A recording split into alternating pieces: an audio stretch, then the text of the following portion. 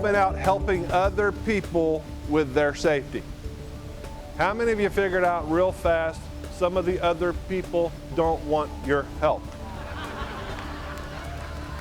Kevin started off with a bang. You know, he's got that South Texas or Southern, Texas kind of charm and aggression, and just right out of the gate, just real energetic. Self-esteem is the problem with young people today. You're strong, you're beautiful, you're funny, you're charming, you're great the way God made you. The power that you have to run the whole world, I said, yes, the world is within you, young lady, so get up, get busy, let's go.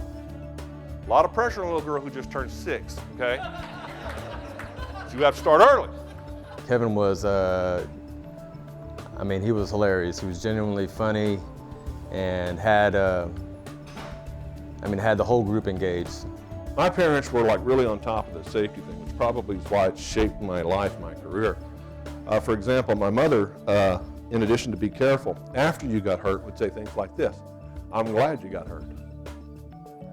See, I'm glad you're bleeding. I love you, but you're hard-headed. You know what I'm talking about? I'm trying to teach you stuff, but you don't listen. So I'm glad you got hurt. Dad was better. I'm glad you're all right, son. Come here, I'm gonna kill you. Come here, come here. Who got I'm gonna kill you? Kevin is a hoot. I enjoyed Kevin's. I literally had to get a tissue. He had me laughing until I was crying. That was so much fun. So much fun. I'm in my classroom now listening to his group laughing over there, so it was really a lot of fun. Here's another thing you can write down. I'll tell you what, safety is negative. Write down positive communication. So we want more value, and it's got to be positive communication. Boy, safety is negative. Think about it. I got reminded of that. I was on a flight this week, and I had a guy sitting up next to the window. It was one of those little two-seater deals, so I had him pinned. And he looked at me, and he said the thing he never should have said to me. He said, so what do you do for a living? I said, I'm in safety. You can just see his face go, oh, man. Yeah, I think he just carries himself with a certain degree of self-confidence, and he's very sure in what he's saying, and he's very, like I said, very passionate about what he's the message he's delivering, and he does it in a very clear and concise way, and it, like I said, it really hit home for me. And then complacency. Next to complacency, write the word killer, because that's what it is. Its propensity to kill people is just amazing. I heard a welder tell it to me this way one time, and I really liked it. He said, complacency is when we do things so well, we can do them so well, we do them in our sleep, and we often do. You'll hear people say it like this on a job. Relax, man, I've always done it this way, nothing bad's ever happened. You hear that? Big red flag for complacency.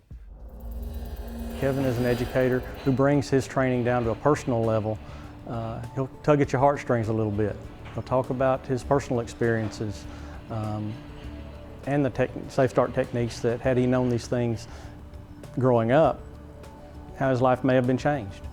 But Kevin is a communicator. He's very serious about what he's doing, but he does bring a fun aspect to his teaching.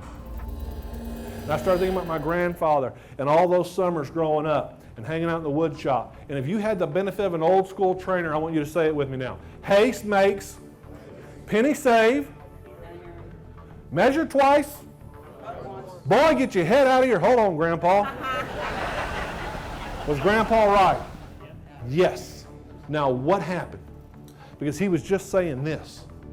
Well, I think in some cases, presenters or educators or anybody, they think they have much more knowledge than everybody, and I'm kind of better and et cetera. And Kevin really doesn't come across like that. He looks like he's just, with us shoulder to shoulder, ready to solve this problem. If you got a headache, what do you need? What do you want? Some aspirin or some relief. Flip that card over. And where Larry gave you those 4 critical error reduction techniques, gang, write down the word aspirin. And trust me on this, because I'll test you later. The point of this is not to remind you of the headache that you already knew you had. It is to give you the aspirin and the cure. He's very confident in the subject matter and the material that he presents. And he does a very good job of working the room so that everyone's involved and everyone has an opportunity to participate. Watch, I'll show you habit strength. Take your arms, fold them up. Get comfortable. Now, notice which arm you put on top, David, your right or your left. Everybody got it? Whatever you prefer, take it, reverse it, tuck it, hold it, go. I'll wait. Didn't seem like it was all that difficult. How does that feel? Odd, very odd. Go back. When you were a little girl, you decided you liked it that way, and you've been doing it so long now. Same thing when I was a little boy. Now it's just habit strength. When I said fold your arms, you and I didn't have a left-right thought process. We went right to habit strength. One more time at the risk of kicking the dead horse. I know, all of you know, rushing and frustration is a problem. That's not a trick until you know it. That's strong. That's a heck of a trick. Does everybody understand it? You are distracted when you're in a hurry or you're frustrated or you're tired, but that's exactly when you need to get your head back in the game. It's very counterintuitive to the way human beings are actually wired. You could tell he's very passionate about it, and he definitely believes in what he's teaching, and that makes a big difference. Let me rephrase it in case you're a little bit delicate here. It'll make no difference in my life if you go and kill yourself. Run off the road. No more than it'll make any difference that when I get back to Dallas this week, if I'm driving back to 45 minutes from the airport to home, if I drive off the side of the road. It's not going to change your life one bit, is it?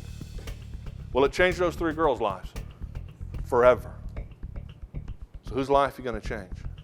That's the first question you got to be thinking about, and here's the second one. While you have a right to destroy your life and your family's lives, you do not have the right to go across that center stripe and take away someone's mother, someone's father, someone's children. And quite frankly, the only person who can actually handle this is who? Us.